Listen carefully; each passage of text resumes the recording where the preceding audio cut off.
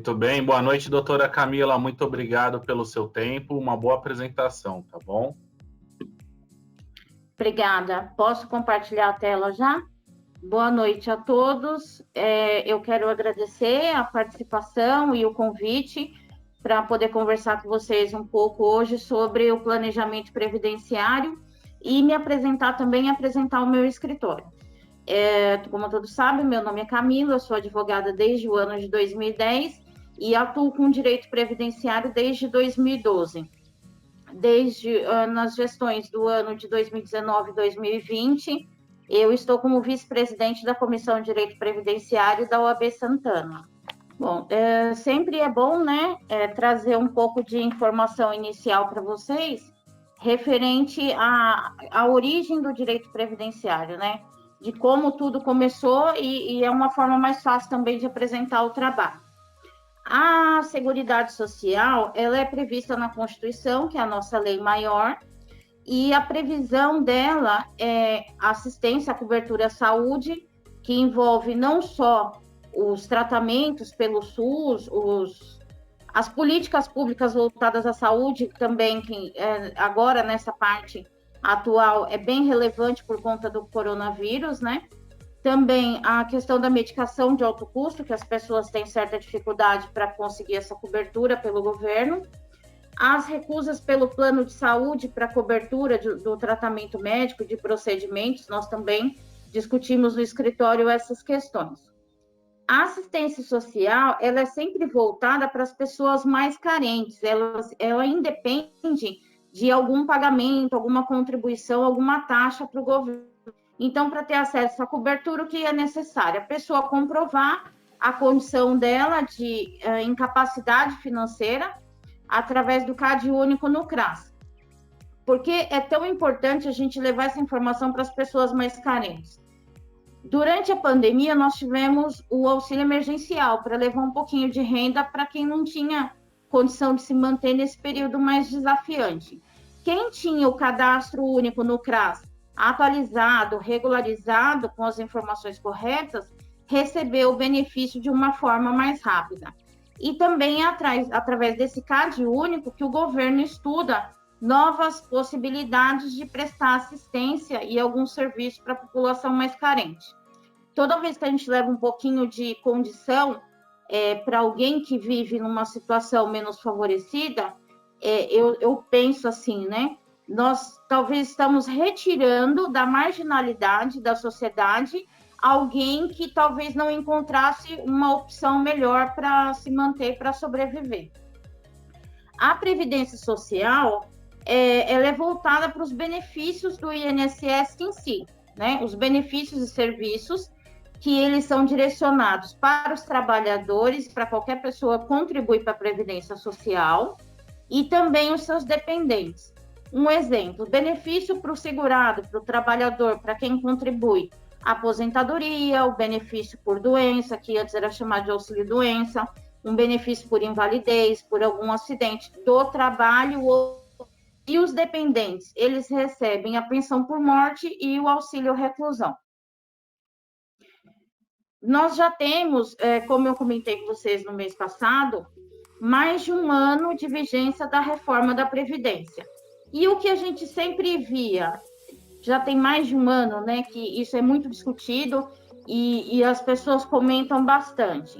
Uma parte das pessoas falam, eu não vou mais contribuir, eu não acredito, porque eu nunca vou me aposentar.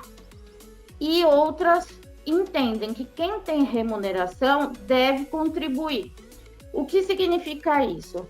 O Sr. João, o pessoal que trabalha contabilidade, com a parte tributária, eles podem explicar até muito melhor do que eu, que toda a nossa renda, ela incide não só o imposto de renda, mas também a contribuição previdenciária. Se você tentar se recusar a cumprir com essa obrigação, pode sofrer algumas sanções legais voltadas para essa área.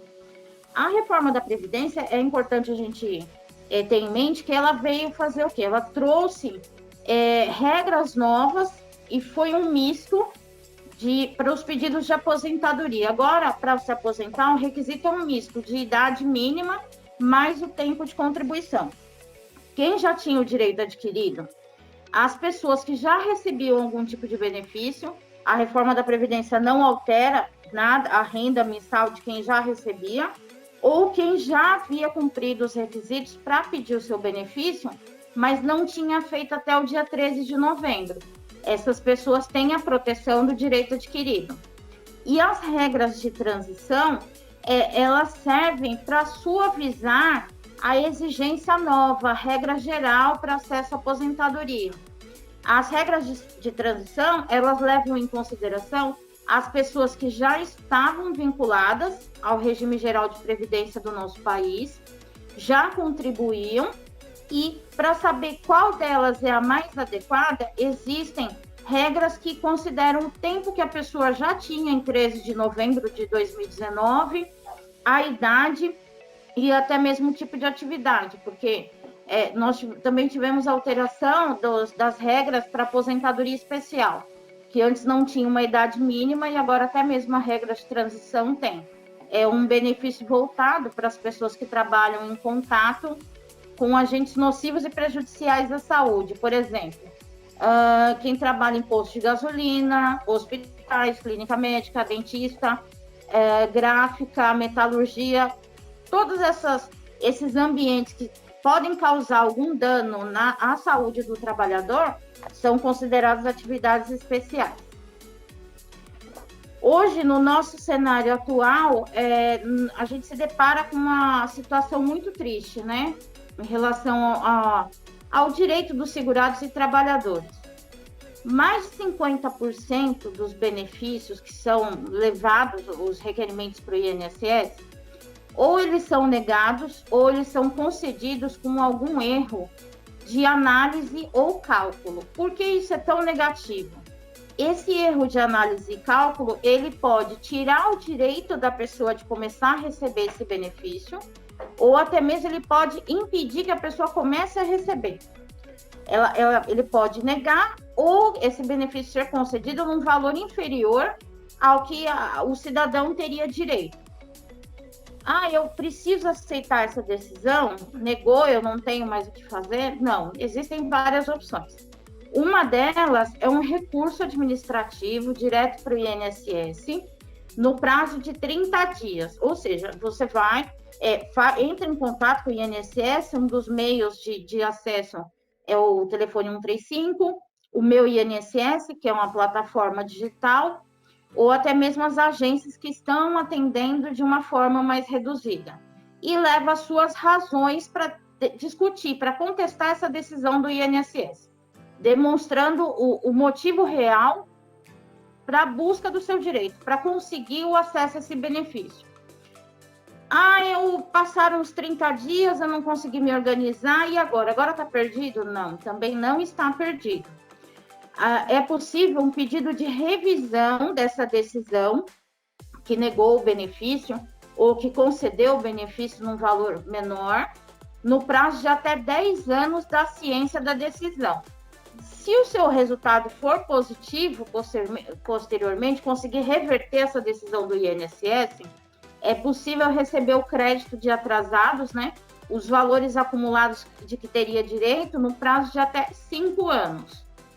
Bom, mas eu vi no jornal agora, outro dia, uma matéria de capa e algumas reclamações de que o INSS tem levado anos sem responder essas solicitações, esses pedidos administrativos. O que eu posso fazer?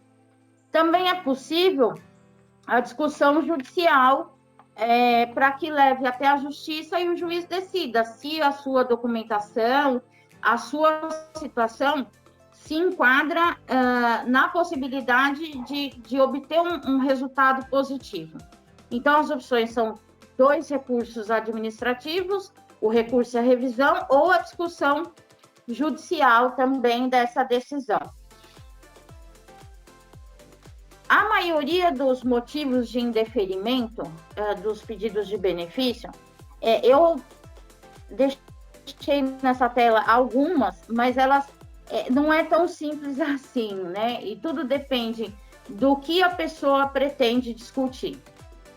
Como nós temos um acesso muito grande à informação pela internet, e as pessoas têm dificuldade de interpretar algumas regras, circula muita informação inverídica, muita informação que não é real e acaba atrapalhando e criando uma ilusão nas pessoas.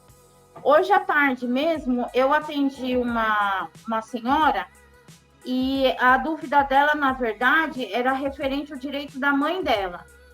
Ela diz que pelo fato da mãe dela já ter 81 anos de idade, a mãe dela teria direito à aposentadoria. Porque a vizinha falou que era só a mãe dela pedir, porque não é possível alguém com 80 anos de idade não ter direito a nenhum benefício. A idade é algo que leva as pessoas a essa ilusão de informação. Para se aposentar por idade, é necessário cumprir a idade mínima e também um período mínimo de contribuição, chamado carência. Carência é o quê? Contribuição paga mensalmente. E existe como eu poderia dizer, uma ilusão das pessoas que elas fixam certas idades na cabeça por conta de regras anteriores do INSS. Até hoje, as pessoas acham que é preciso completar 53 anos de idade para se aposentar. E não é real isso daí. Depende do tempo de contribuição que a pessoa já tem, quando começou a contribuir, o tipo de atividade dela. A aposentadoria por idade, antes era 60 anos para a mulher, 65 para os homens. Agora, para as mulheres, vai se tornar 62, mas aumentando 6 meses a cada ano.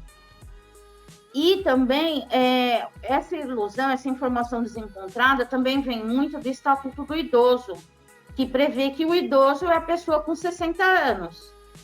Tudo bem, a lei pode até prever que o idoso é a partir de 60 anos de idade, mas para garantir algumas facilidades, alguns acessos, alguns tipos de benefícios para a população, não decorre do direito natural e direto a se aposentar.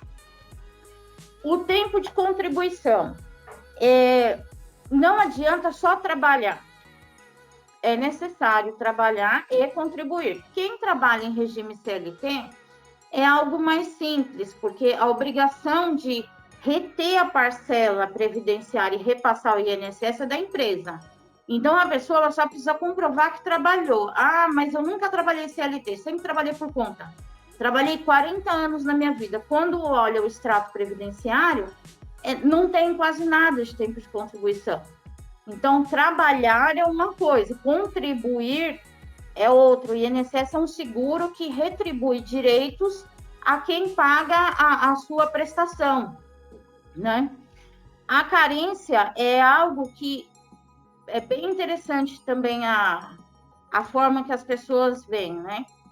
Alguns me ligam, e com certa frequência, falando, eu quero pagar retroativo. Posso? Pode, se tiver a documentação da época que se pretende recolher esse valor retroativo para comprovar que trabalhava e ficou devendo para o INSS. Só entrar no site, clicar em GPS, colocar o mês de início, o mês final e o valor que você acha que é adequado para contribuir de forma retroativa, não produz efeito nenhum.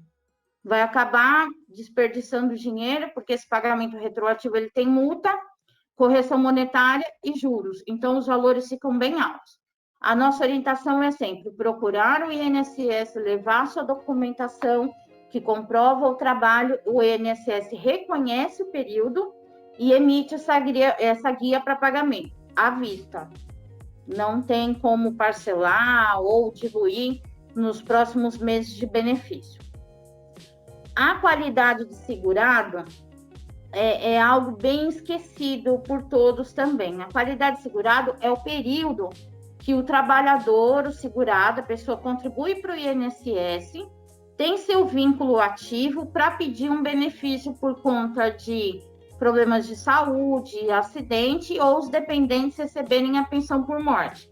Passado determinado tempo sem realizar nenhuma contribuição, a pessoa perde o período de graça, que é uma extensão, um plus, contada a partir do momento que a pessoa para de contribuir para o INSS, ela ainda fica com essa cobertura.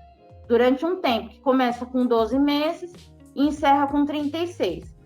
Os casos de 36 meses, eles são previstos na lei, mas até hoje, em 8 anos, não chegou nenhum que fosse possível se enquadrar no escritório. Até 24 é mais fácil, porque a exigência para 24 meses é que a pessoa tenha realizado mais de 10 anos de contribuição para ter esse acesso maior, esse período maior.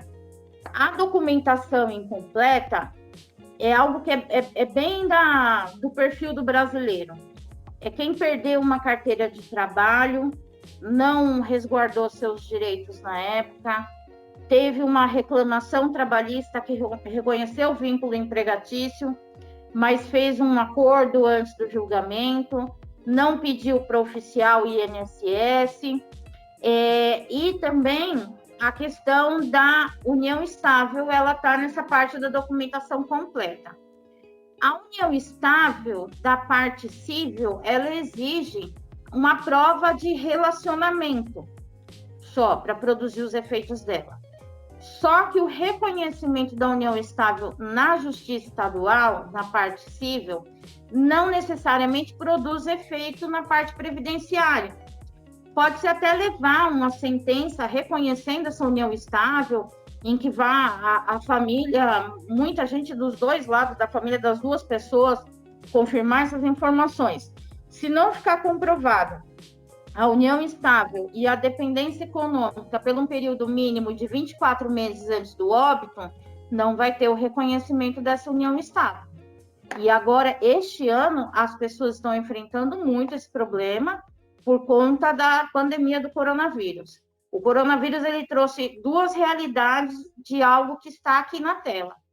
Uma é a parte da união estável, para as pessoas comprovarem a união estável e quem, o viúvo ou a viúva, receber a pensão por morte, e também a qualidade de segurado.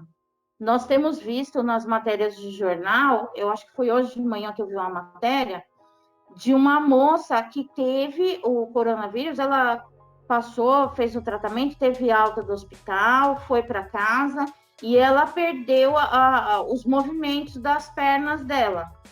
Ela atravessou o período mais severo da doença, mas ela tem uma sequela. Isso seria um motivo para ela pedir um benefício por incapacidade, para ela se afastar das atividades dela enquanto ela se recupera em relação a isso. Mas depende do quê? Da qualidade de segurado, do vínculo ativo dela perante o INSS. A atividade especial é algo que tem uma distorção de definições. A atividade especial, como eu falei no começo, ela é voltada a uma previsão legal para quem trabalha em um ambiente, né, em condições prejudiciais à saúde. Então, a gente atende muito trabalhador, muitas pessoas muito seguradas, que falam, não, mas eu recebi a insalubridade, eu recebi a periculosidade, por que eu não vou me aposentar com 25 anos, com 20 anos ou com 15 anos? Porque a atividade especial, ela depende de comprovar essa condição através de documentação da época do trabalho. A gente não tem como fazer um laudo hoje para comprovar uma atividade especial, um trabalho realizado dentro de uma empresa, no ano, por exemplo, de 87, 88, 92, uma empresa que já esteja fechada há 20 anos. É impossível a gente voltar no tempo e levar o perito e falar, olha, estou voltando 20 anos aqui, deixa eu anotar as condições, vamos preparar a documentação.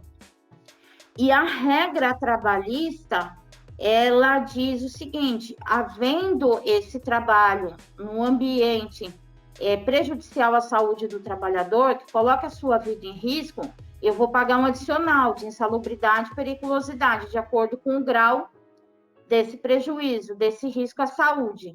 Já a parte previdenciária, ela exige que essa atividade não só dê direito ao adicional trabalhista, mas que também ultrapasse os limites para contato durante determinadas horas por dia. Isso é muito delicado. E acho que tem uns 15 dias, mais ou menos, eu atendi uma pessoa que me ligou e falou: olha, eu recebi o diagnóstico da doença, estou com atestado médico aqui, e eu pedi um benefício no INSS e o INSS não quer me dar. Mas o meu CID está certinho, eu já olhei no Google, o CID está certinho. E eu perguntei, mas você se sente mal, tem algum sintoma, algo que te prejudique? Não, mas eu quero esse benefício. Porque eu tenho direito, eu já paguei o INSS com a doença, tenho um atestado com o CID. A doença, ela é o diagnóstico do tratamento que você vai levar. A incapacidade é o que te impede de exercer suas tarefas, suas funções diárias, é o que afeta a sua capacidade de cumprir com seus compromissos, com as suas obrigações.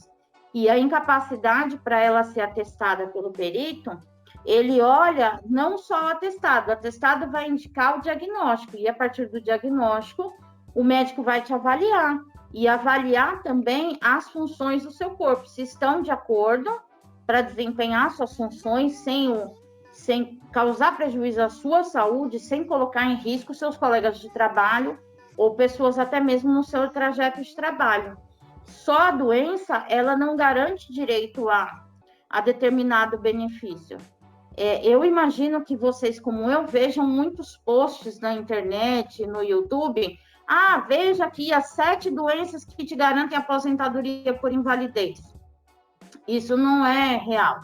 Isso, na verdade, é um chamariz para você procurar aquele profissional que provavelmente vai te cobrar um valor tabela da OAB para dar entrada sem garantia nenhuma.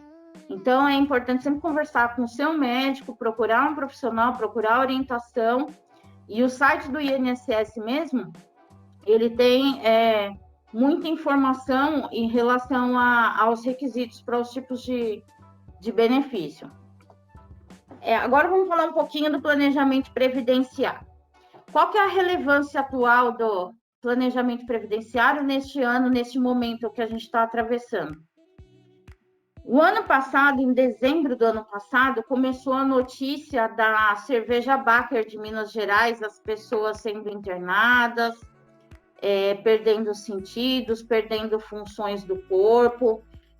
Parece que tem um professor que fez um transplante recente, depois de 10 meses de tratamento, ficou poucos dias em casa, já foi internado novamente, e na sequência veio a notícia do coronavírus. Quem estava protegido para ter uma cobertura de algum benefício?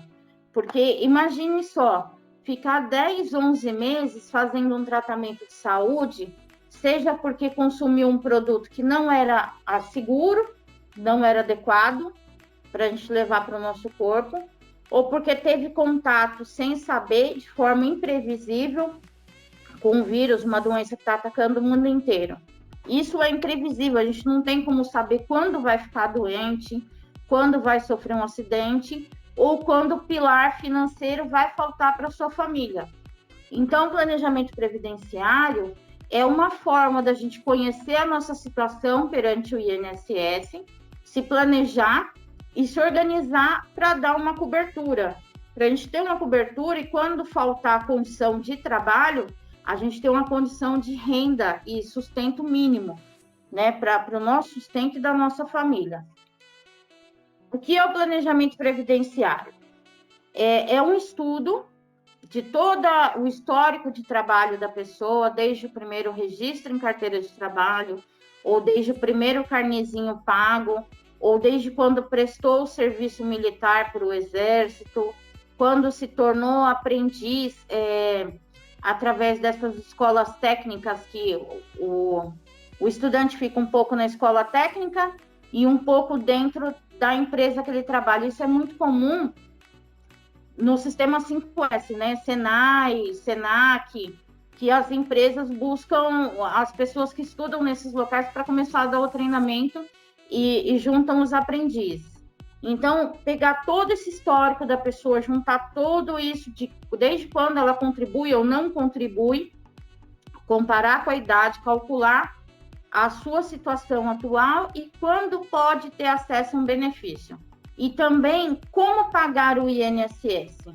Para quem é CLT, conforme eu disse, não tem muito o que fazer, porque a sua contribuição é de acordo com o seu salário na carteira de trabalho, o seu holerite respeitando o teto da Previdência. A maioria aqui, pelo que eu vejo, trabalha por conta própria. Tem uma empresa, um autônomo, é um profissional liberal. Nós informamos para os contadores ou para quem faz a nossa escrituração o valor do nosso prolabore, da nossa renda mensal. E isso é adequado para se enquadrar no faturamento da empresa, lógico, com todo esse estudo. Então, quem trabalha por conta própria pode se adequar para ter acesso a um bom benefício e de uma forma que não onere tanto o seu caixa. E essa economia que é feita da adaptação permite para o trabalhador, para o empresário, para o autônomo, ele fazer um investimento em algum fundo privado, uma previdência privada, outros tipos de cobertura. Por que fazer o planejamento previdenciário? Porque a gente conhecendo a nossa situação é a melhor forma para a gente se defender. No escuro, é sempre mais difícil aceitar o que vem do governo, o que vem da lei. Se eu não sei, é aquele ditado, para quem não sabe onde vai, qualquer destino serve. E a gente pode se preparar e se organizar para ter algo melhor, para o nosso futuro e da nossa família. Para quem que é importante o planejamento previdenciário?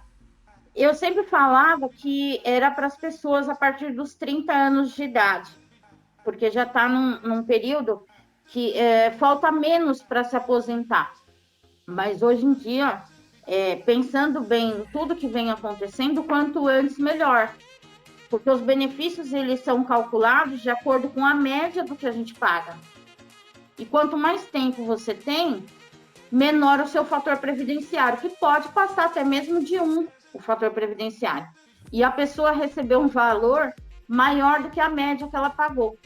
Então, quanto antes se organizar, conhecer suas condições, melhor. É uma economia e uma garantia. Como fazer esse planejamento previdenciário? Isso é o mais importante. Qualquer pessoa pode fazer? Sim, qualquer pessoa. Tem o site que eu coloquei para vocês, o meu INSS. É uma plataforma com mais de 100 serviços disponíveis para pedido de benefício, para conhecer sua situação no INSS.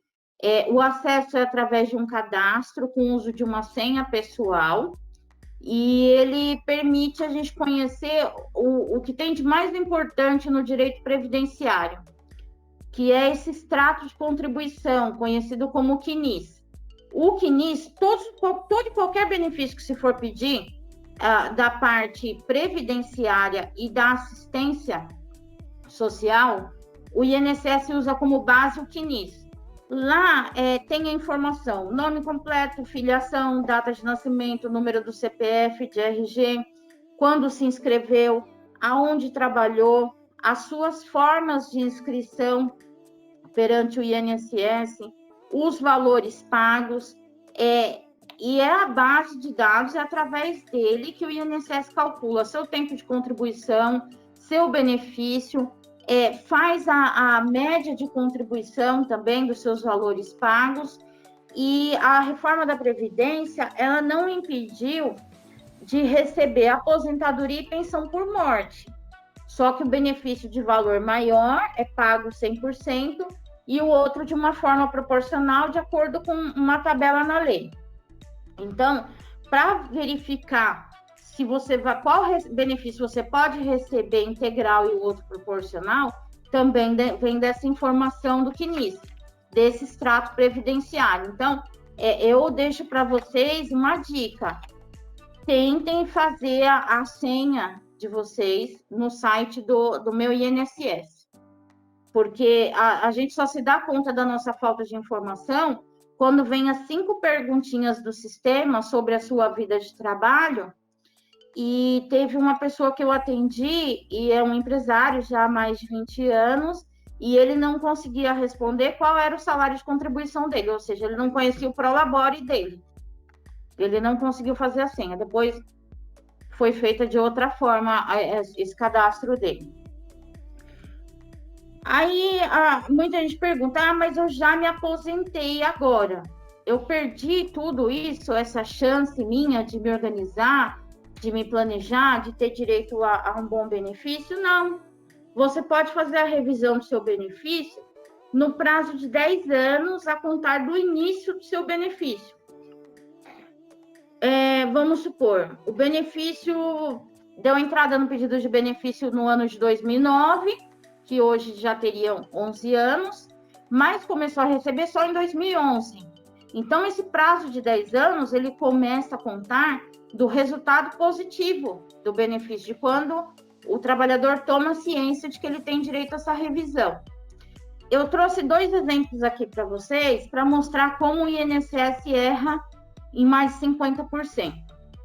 Esse primeiro de cima, ele vai receber a mais R$ 557 por mês, porque no pedido de aposentadoria dele, foi entregue para o INSS o CNIS dele, que já estava na base de dados, a cópia de seus documentos pessoais da sua carteira de trabalho. O CNIS, ele só tem as informações do ano de 76 em diante. Para comprovar o período anterior, você tem que levar não só a carteira de trabalho, mas também extrato analítico de FGTS emitido pela Caixa Econômica, da época que a Caixa Econômica não administrava o FGTS, ela não tem essa informação. E quando a gente procura o Ministério do Trabalho, a RAIS, o CAGED, os extratos que eles têm também, é do mesmo ano do CNIS. Então, a gente tem que usar a fundamentação da lei previdenciária para mostrar, olha, essa carteira de trabalho tem um vínculo que é regular, não tem rasura, ele é da mesma época da emissão da carteira de trabalho, está na mesma sequência de tempo. E com isso, esse aposentado teve reconhecido 5 anos de trabalho, depois, através da revisão, que aumentou em R$ 557 por mês o benefício dele. Como é muito recente, os atrasados é de um valor menor, não é tão grande assim. O segundo exemplo já foi muito erro do INSS. O INSS deixou de considerar o período do serviço militar obrigatório, deixou de considerar salários de contribuição no intervalo dele de 35 anos de trabalho. E nesse intervalo de julho de 94 até fevereiro de 97, que ele trabalhava e tinha contribuições no teto da Previdência, o INSS colocou salário mínimo de ponta a ponta no cálculo do benefício dele. Com a revisão, a Justiça reconheceu a diferença, os salários que estavam incorretos, o que faltava, que o INSS não tinha olhado com a dedicação adequada, aumentou em mais de R$ 1.300 o benefício dele, mas ele também, os atrasados não foram assim tão consideráveis, porque o período, ele buscou os direitos dele antes de completar um ano de aposentadoria. A gente sempre repete muito, né? Proteja-se a sua família, porque quando a gente se organiza, sabe a nossa condição, é uma proteção nossa, e as famílias, salvo algumas exceções, né, no nosso país, de pessoas que trabalham e não têm essa necessidade de pagar contas, não tem tantos compromissos, a gente vive da nossa renda, e a falta de uma pessoa faz muita diferença. Então, a orientação é se proteger, conhecer, prestar atenção nessa sua manutenção da qualidade segurada, não ficar muito tempo sem contribuir, para não perder a cobertura do INSS. Eu trouxe uma curiosidade para vocês, que são os top 5 mitos do INSS, do direito previdenciário. Esse é bem rápido. O auxílio reclusão, gente, o preso não recebe nenhum centavo. Quem recebe são os dependentes dele, se ele tiver. Esposa, filhos ou os pais sejam dependentes dele. E a renda dele, o último salário dele, não pode ter ultrapassado R$ 1.400 e alguns quebrados. É um valor que é atualizado todo ano pela lei específica. E também, esse benefício é o benefício que menos é concedido pelo INSS, até mesmo pela baixa procura, porque uma pessoa que está na vida que permite ser preso, normalmente não tem um trabalho com carteira registrada, não preenche esses requisitos. A união estável, que foi o que eu já falei para vocês em relação à documentação, que a regra é diferente da regra civil, né? É através de documentos mesmo, só testemunhas não servem. O cálculo do benefício. Até 21 anos atrás, o benefício era calculado pela média dos últimos 3 anos pagos. Como o brasileiro é esperto, faltando 3 meses para ele aposentar, ele saía da contribuição do mínimo dele e ele pagava o teto. Com o tempo, isso acabou. Então, o benefício não é mais calculado nas últimas 36 prestações pagas de maior valor, bem discrepante do que pagou a vida inteira. Então, o benefício é calculado pela média de julho de 94 em diante. A aposentadoria por idade, que eu já falei para vocês, que tem a idade, e não é só a idade, também exige um período mínimo de contribuição. E o LOAS é o campeão. Todo mundo quer um LOAS. O LOAS é um benefício assistencial de um salário mínimo que é pago para o idoso e o deficiente de família carente. Não adianta chegar a atingir a idade e não se organizar, porque a gente tem visto muito caso de pessoas perdendo o benefício de prestação continuada, ou LOAS, por conta de fraude, de declaração falsa, declarando que era separado da esposa, do marido, não tinha renda, e só este ano o INSS convocou 1.700.000 pessoas para se explicar lá. Pelo volume do que nós atendemos no escritório, eu imagino que mais 50% sejam referente pedido de LOAS ativo. E é sério, eu já atendi, eu tenho algumas cartinhas, algumas pessoas que me procuraram buscando um atendimento, um suporte técnico, que recebe a cartinha e passou aquele prazo para a defesa, dependendo do que você apresentar, aquela cartinha vai direto para a Polícia Federal e começa a responder um processo penal. Eu trouxe um brinde para vocês, que é um e-book que ele está na minha link da bio do Instagram. Quem quiser ter acesso, eu deixei o QR Code, mas quem não conseguir, eu vou enviar o arquivo para o Guilherme, ele pode compartilhar com todo mundo também. Eu chamo de INSS para empreendedores, mas serve para qualquer pessoa. É uma orientação geral também, sobre a necessidade da gente conhecer as nossas regras, nossas condições de trabalho, como a gente pode ter acesso ao benefício previdenciário. Eu quero agradecer a atenção de vocês até aqui. Repito mais uma vez a minha gratidão em poder participar com vocês toda semana e o convite para vir falar aqui um pouquinho sobre o direito previdenciário, e os meus convidados que também vieram me acompanhar. Obrigada. Obrigado, Camila. Vamos abrir para as perguntas. Vamos lá, pessoal. O Francisco, que deve ser gato, ele deve ter mais de 48 anos e fica falando que tem 48 anos aí. Faz as perguntas, vai. Cara, eu tenho... É 4.8S. Eu sempre falo isso para as pessoas. 4.8S. Tá? Bom, Camila, eu conheço o seu trabalho já, né, no mínimo 1 ano, tá? Eu atesto o trabalho da Camila, do Previdenciário, além dela dar uma baita de uma atenção para quem está buscando realmente essa parte do Previdenciário. Ela é tão especialista que alguns escritórios contratam ela para cuidar do Previdenciário desses escritórios, né? Essa é uma coisa que eu vejo que é um baita de diferencial. Mas a minha pergunta é uma pergunta bem simples, Camila. Eu quero regularizar pensando na minha aposentadoria. Eu tenho uma previdência privada, né, que eu pago já, mas eu quero regularizar essa parte aí. Como que eu faço? Primeiro eu falo com você. Eu diria que você falou do meu INSS, como faz, beleza. Mas eu tenho muitas dúvidas. Como é que eu faço primeiro? Eu falo com você, a gente marca um dia, você me explica isso, para que as pessoas aqui possam entender melhor como ter essa solução. Porque você usou uma linguagem show de bola, eu entendi bastante, tem muita coisa técnica que eu não entendi, mas é legal você falar assim, ó, tá com dúvida? Fala comigo, como que a gente faz?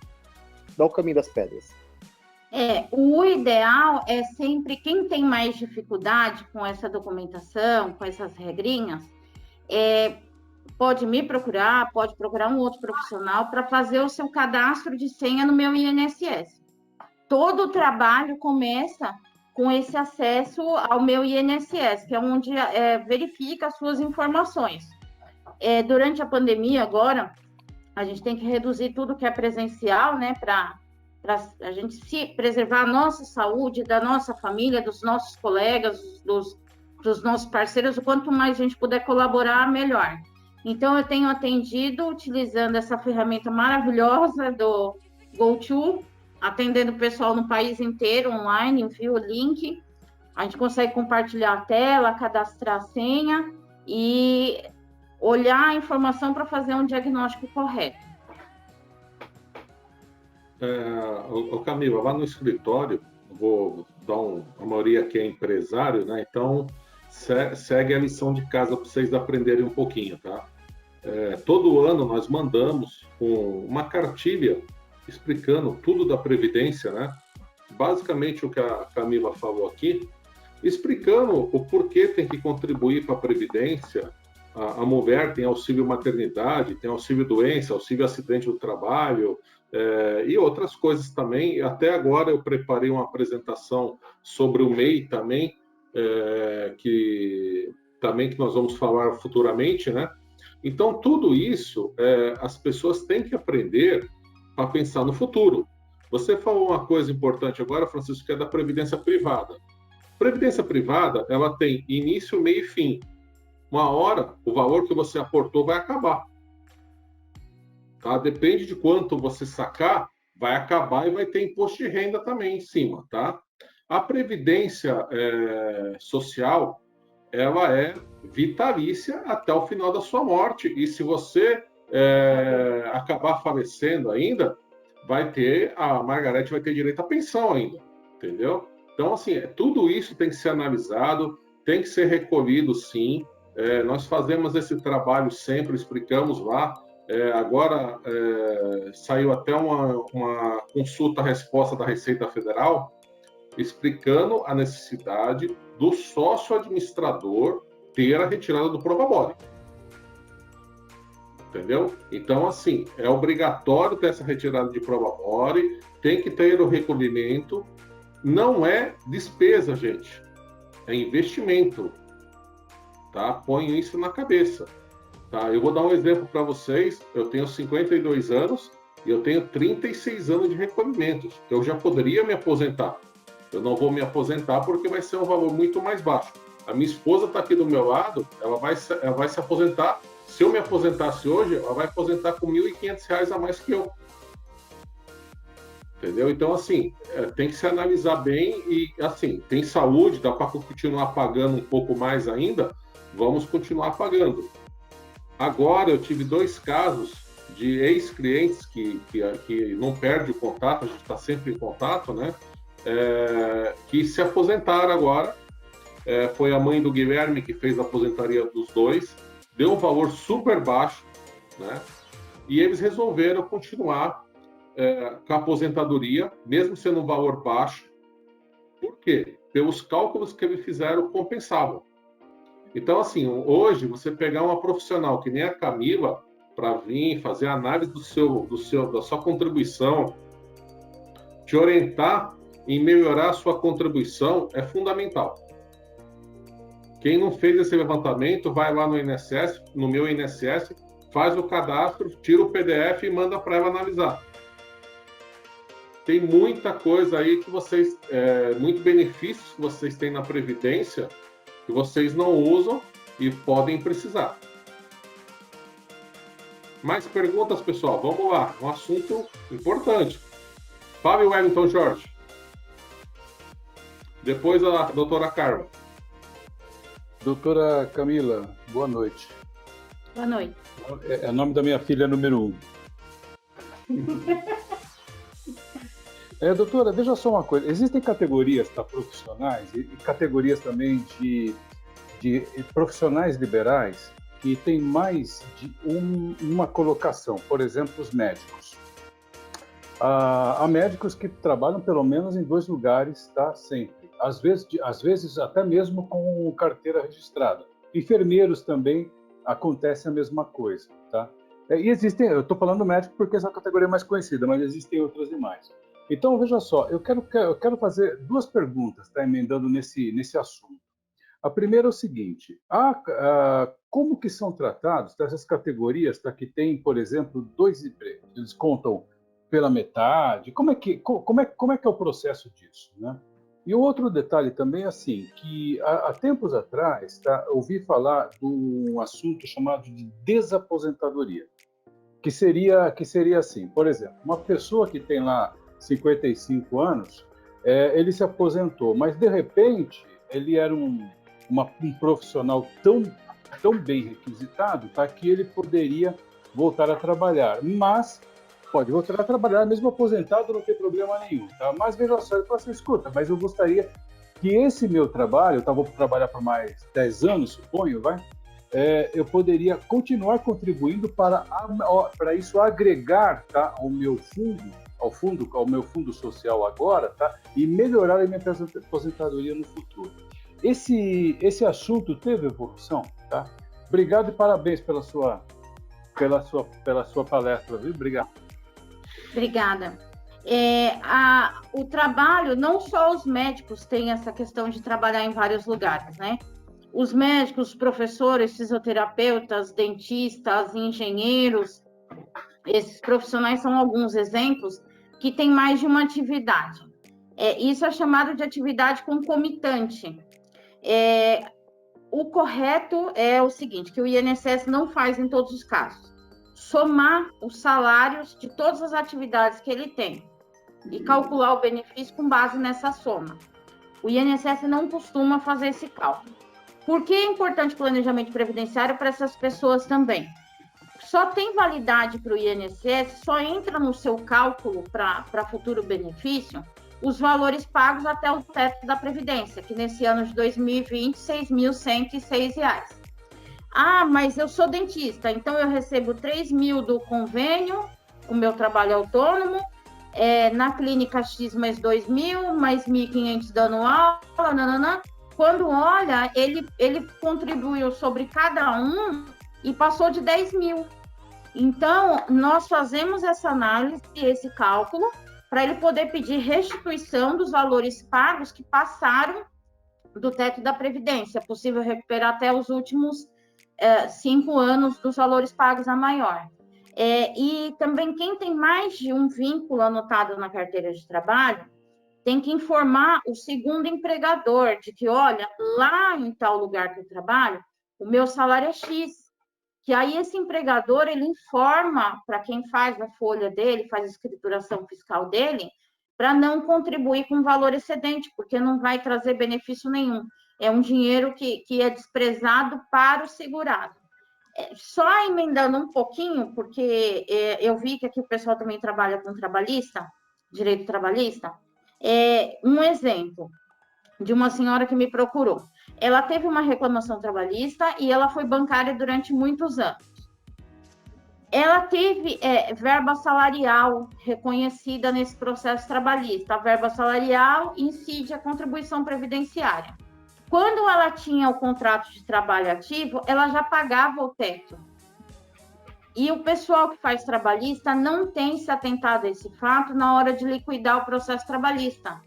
Então, é feito o recolhimento da guia trabalhista, que não é devida, porque já a contribuição tem que respeitar até o teto da Previdência. A outra pergunta, que é a da desaposentação, eu fiz muito processo desse, porque era uma esperança que a gente tinha para melhorar a renda de quem, na maioria das vezes, se aposentou cedo, com medo de ficar desempregado, porque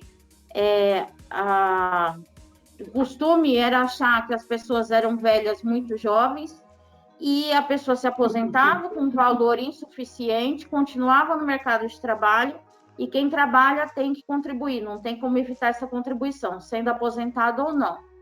E muitos, depois de se aposentar, com 30, 35 anos de trabalho, trabalhavam por mais anos. Meu pai é um exemplo, meu pai é aposentado desde 98 e ele trabalha até hoje. E ele contribui para o INSS até hoje. De 2004 para cá, eu acho que ele só ficou uns 4, 5 meses sem contribuir para o INSS por questão de empresa fechada.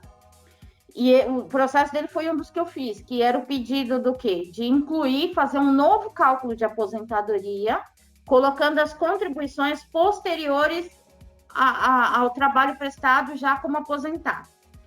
Aí conseguimos várias liminares, muita gente começou a receber, e o STF resolveu suspender todos os processos durante um tempo. E foi uma suspensão super rápida, foi algo em torno de 6 meses que estão resolvidas. 26 de outubro de 2016, o STF vetou a possibilidade do aposentado continuar a trabalhar e inverter essas contribuições em benefício dele. E algo que é um pouco injusto, porque se ele ficar doente também, a doutora Melissa é parceira do meu escritório, nós trabalhamos juntos, nós estudamos juntas na faculdade, e foi até um caso que ela me passou outro dia, um cliente dela aposentado, continua a trabalhar, ele ficou doente, e ele também não tem direito ao auxílio-doença. Então, essa contribuição paga pelo trabalho de quem já é aposentado, ela não reverte nem para revisão de aposentadoria e nem para receber um outro tipo de benefício. Mais ou menos em 2018, começou uma nova tese, que já não era desaposentação, era reaposentação. Muito parecida com a desaposentação, mas com outro nome. Essa não era para incluir os valores naquela aposentadoria que ele já tinha. Essa era para ele cancelar a aposentadoria anterior, porque já tinha trabalhado mais de 15 anos como aposentado. Um exemplo, a pessoa se aposentou com 50 anos de idade e trabalhou por mais 15, um homem. Com 65, ele tem 15 trabalhado, depois de aposentado, e os 65 de idade, ele pode pedir uma aposentadoria por idade. Então, olha, se eu colocar mais esse período aqui, se eu fizer um cálculo novo, eu não quero mais aquele meu benefício menor, eu quero um novo, que é a reaposentação. Isso ainda não foi julgado no STF, nada, tá muito no silêncio, mas as pessoas que têm acesso a esses tribunais superiores já disseram que eles já avisaram, quando bater lá, eles vão usar o mesmo acórdão, a mesma decisão do tema que julgou a desaposentação. Ou seja, o aposentado continua a trabalhar, ele vai contribuir, mas ele não vai ter benefício revertido para ele. Doutora Carla? Oi, fala, Vitor. Família, doutora, nesse caso, quando já aposentado, é possível continuar pagando previdência privada? Ou é aceito? Porque, por exemplo, se você não tem a desaposentação, você pode, depois do seu exemplo, depois de 15 anos, você não tem a condição depois de ter uma suplementação de uma outra previdência privada? Ou elas andam paralelo? Você, para ter previdência privada, você precisa estar regulado com a previdência oficial? Não. A privada é separada, é particular. Uhum. Na privada você faz em instituições de preferência sólidas, né? Sim, Nós já tivemos muito alguns golpes mundiais aí, né? Que várias previdências, aqui no Brasil também já teve previdência privada que foram liquidadas pelo Banco Central. A melhor que tem, por incrível que pareça, é a da Brasilprev, tá? O Banco do Brasil nunca vai quebrar, então é sólido, tá? Então é uma opção, mas são coisas diferentes. Eu já falei lá no começo, Everton, e a doutora Camila também, são coisas bem diferentes e você pode ter as duas, sendo que você tem que só ter na cabeça que a previdência privada tem início, meio e fim. Sim, mas elas são reguladas pela obrigação de você ter, de você estar contribuindo também com a previdência social. Não. Então, se você já é aposentado, não. Você pode continuar? Não. O Everton, eu tenho diversos clientes que optaram não recolher a previdência oficial e foram recolher a previdência privada. Pronto, acabou, é o direito deles. Então tá bom. Tá bom? Doutora Carla? Na verdade, é um depoimento. A doutora Camila já fez o meu planejamento para aposentadoria. E no estudo dela, nós chegamos na seguinte conclusão, que eu estava pagando um valor que, na verdade, eu não teria essa retribuição. O que nós fizemos, então? Fizemos o valor para o INSS, para a minha previdência pública, e o valor que eu estava pagando a mais, eu acabei fazendo investimentos. Então, eu acabarei tendo uma remuneração maior quando chegar a aposentadoria. Eu espero que eu consiga um dia me aposentar. Mas só para dizer para vocês que o planejamento feito pela doutora Camila te dá uma abertura bem significativa para você tentar ter uma dignidade quando ficar mais velho. É só isso, gente. Obrigada. Obrigada, doutora. Não, e sim, tem que fazer um planejamento. O Wellington falou da previdência privada. Não só isso, sempre tem uma reserva, tem um valor que pode ser aplicado. Isso é importantíssimo, tá? A única vantagem que tem é que a gente sabe que a previdência oficial nunca vai quebrar. Tem sempre dinheiro saindo. Então, se vocês analisarem, hoje as empresas, fora a previdência social que é recolhido, tanto pela empresa como pelos segurados, nós temos a contribuição social sobre o lucro líquido, que era voltado para cobrir o rombo da Previdência. Já deturbaram, a Receita já passou a mão nesse dinheiro. Depois foi criado o COFINS, que a Receita também já passou a mão no dinheiro também, né? Ou seja, a Previdência, se você for analisar a contribuição social e o COFINS, somando a arrecadação da Previdência Social, ela não dá prejuízo, tá? Ela dá lucro, dá superávit, tá? Mas só que a Receita Federal gostou lá dos dois impostos, pegou para ela e dane-se o resto, né? Então, assim, eu aconselho a todo mundo, quem ainda não fez, procurar a doutora Camila. É fundamental isso. Essa semana, uma moça que foi me indicada que mora lá em Portugal, pediu informação, já passei o contato da doutora Camila para ela tirar as dúvidas da aposentadoria aqui do Brasil, que ela quer continuar recolhendo, para conversar com a doutora Camila. Também já teve o caso também essa semana, uma indicação hoje para o Wellington, né? Que o Wellington fez o valuation de uma empresa alguns anos atrás, e na dissolução da sociedade, e hoje a sócia que continuou com a empresa, ela resolveu vender a empresa. Aí eu indiquei o Wellington novamente para fazer todo o trabalho lá. E também tivemos um caso de indicação também para a Alba, da Perito, né? O pessoal querendo registrar marcas e patentes aí. Então é uma semana que está bem agitada, e vamos ver aí que vem novidades em breve aí.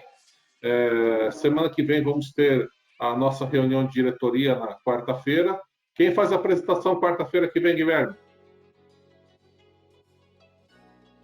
Ainda está disponível, tá? Não arranjei um conectado para apresentar, mas amanhã já devo ter alguém já. Não, beleza. Vamos começar já a ver quem vai se apresentar quarta-feira que vem. É muito bom e está sendo muito bem aproveitado. E quem não está aqui que está perdendo. Eu sempre falo isso porque são assuntos relevantes que nós estamos tratando aqui. E pior que assim, a gente vê o assunto ser tratado aqui, no dia seguinte, está lá o CRC, o Sindiconte, diversos órgãos que eu sou associado, publicando a mesma live sobre o que nós estamos conversando aqui, porque são assuntos do momento. Tá? Hoje, o CRC, por exemplo, né? Ele já soltou uma circular explicando que o PIX vai aceitar pagamentos de DARFs, por enquanto só DARFs, daqui a pouco vão aceitar os outros impostos também, né? E a gente sempre tem que estar antenado, tá certo? Então, João. Oi. João, só um instantinho. A respeito do assunto do PIX, nós somos um dos primeiros a fazer palestra sobre o assunto, viu? Um dos primeiros. É verdade. A Miriam veio com isso. Que também a Lei de Proteção de Dados, a CRED, também veio com o assunto logo lá no início, quando se transformou em lei mesmo, né, que entrou em vigor. É isso que tem que ser. A gente tem que ser uma associação forte, não só voltada para network, mas também para aprendizagem também. Então, o Guilherme vai ver quem é a pessoa que vai se apresentar aí, e amanhã ele já começa a divulgar isso para que possamos já correr com isso daí. Pessoal, obrigado, boa noite. Camila, muito bom, maravilhoso. Eu já falei, vou repetir, eu acho que você teria que conversar com a mãe do Guilherme. A mãe do Guilherme deve ter muitos clientes para você, tá? Inclusive o pai do Guilherme é um cliente para você, tá? Ele já tentou aposentadoria por invalidez várias vezes, ele tem problema na coluna e não conseguiu, tá? Mas obrigado para todo mundo, boa noite, bom descanso, gente. Tchau, tchau. Boa noite. Não, obrigada. Tchau, tchau. Tchau, boa noite. Boa noite.